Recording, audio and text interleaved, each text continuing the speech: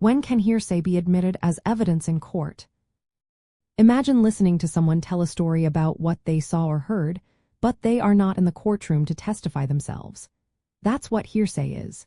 It is an out-of-court statement offered to prove what it says is true. Usually, courts don't allow hearsay because it can't be tested through cross-examination, which helps judge the truthfulness of a statement. But there are times when hearsay can be admitted, and understanding when that happens is key to grasping how evidence works in court. Hearsay is generally not allowed because it lacks the safeguards of in-court testimony. When someone makes a statement outside the courtroom, the court can't ask questions or check their credibility. So, if a witness just repeats what someone else said outside, it's usually not enough to prove a fact. However, hearsay can be admitted if it's used for reasons other than proving the truth of the statement. For example, a statement might be introduced to show why a person acted a certain way or to explain their state of mind. If the statement is meant to show effect on the listener or to support other evidence, it's not considered hearsay. There are specific exceptions where hearsay is allowed because the statements are seen as reliable enough. One common exception is the present sense impression. That's when someone describes what they are experiencing while it's happening or immediately after.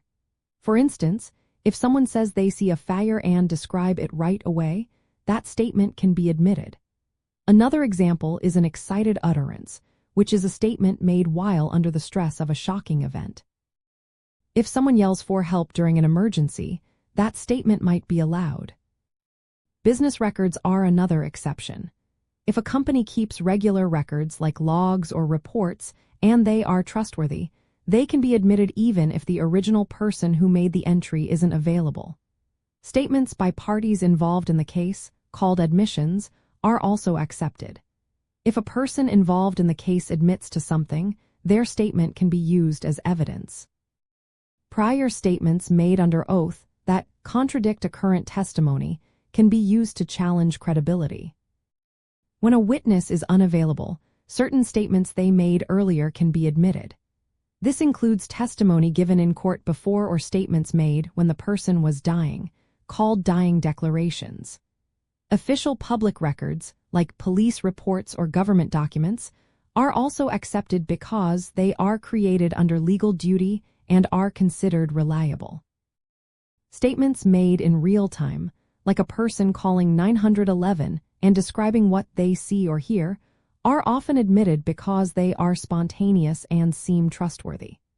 But even if a hearsay exception applies, the judge has the power to exclude the evidence if it might unfairly prejudice the jury or cause confusion.